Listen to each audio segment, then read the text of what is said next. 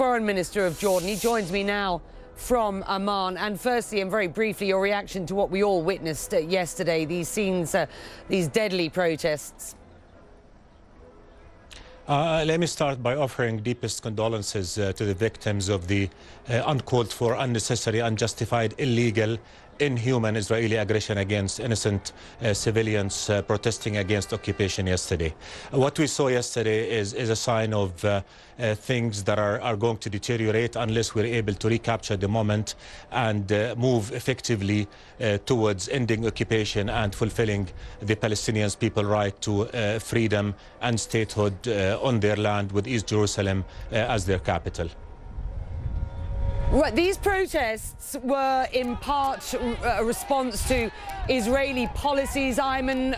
Why is that embassy move that we saw yesterday so detrimental to peace?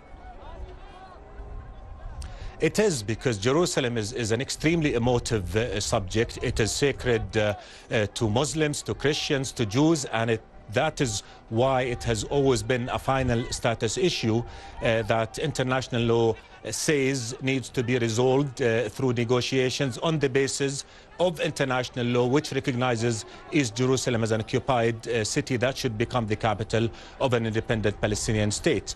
To come and determine the future of Jerusalem outside a context of a broader peace plan that would bring the comprehensive peace that we all seek is something that sends the wrong message about our collective commitment as an international community to end the occupation and bring justice to the Palestinians and fulfill their basic human rights to freedom and independence.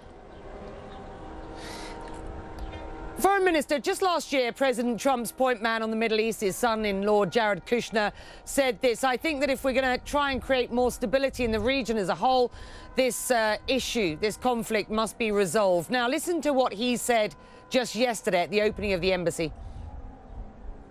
As we have seen from the protests of the last month and even today, those provoking violence are part of the problem and not part of the solution.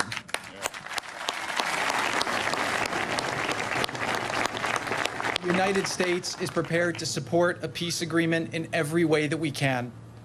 We believe that it is possible for both sides to gain more than they give so that all people can live in peace, safe from danger, free from fear, and able to pursue their dreams.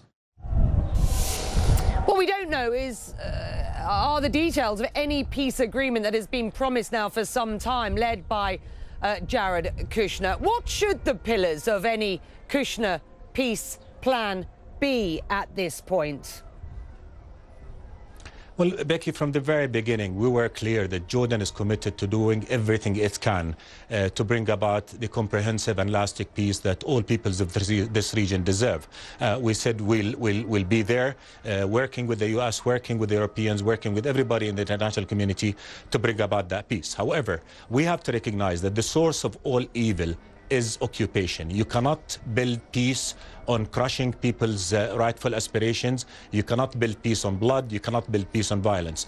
Peace is built on recognizing the rights of all peoples to live in dignity, to have their independence, to have their freedom. And that is why we believe any peace deal should address the Palestinian right to freedom and independence, a Palestinian state on the basis of June 4, 1967 borders, with East Jerusalem as capital, living in peace and security, with an Israel that is recognized and accepted by the whole Arab and Muslim world. This is the pillar of peace.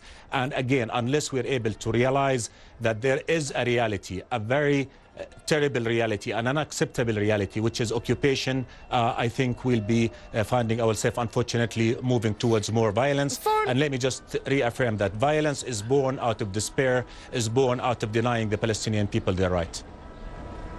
Nobody wants a continuation of this cycle, Foreign Minister. If the Palestinians won't talk to the US because they say the US is no longer an honest broker, I do wonder where things go from here. And what can Egypt and Jordan, crucial regional actors, and other Arab states, including Saudi Arabia, do to help deliver both parties back to the negotiating table at this point? Well, our commitment to peace is unwavering. It's proven in deeds and words. And we've been working all through to try and support efforts to bring about peace. But then again, we want peace to be lasting. In order for peace to be lasting, it has to address the inalienable rights of the Palestinian people to freedom and statehood. Jordan, Egypt, Saudi Arabia, other Arab countries have been working, are willing to continue to work with the U.S. and with others to bring about a peaceful solution to this conflict, who is the cause of all evil in our part of the world. This is what needs to be recognized. And again, all efforts need to come back to realize that if we continue things to go the way they have gone yesterday, on the eve of the 70th anniversary of the Nakba, of the greatest injustice in modern time, instead of sending a message of peace, we're sending soldiers to shoot at innocent civilians. We're not going to get anywhere. What we need to do is for all of us to get together, realize that the two-state solution is the only way forward, and move forward. Foreign Minister, the problem is, I guess the question is, isn't it, Egypt, Jordan, Saudi Arabia, other Arab states will try their best to ensure that this cycle doesn't continue. But if the US, quite frankly, has said they've taken Jerusalem off the table, that aspirations for East Jerusalem as the capital of a Palestinian state going forward are no longer an option, do you have any confidence that you can get the Palestinians back to the negotiating table? And if not, how concerned are you that this cycle will just continue for years to come?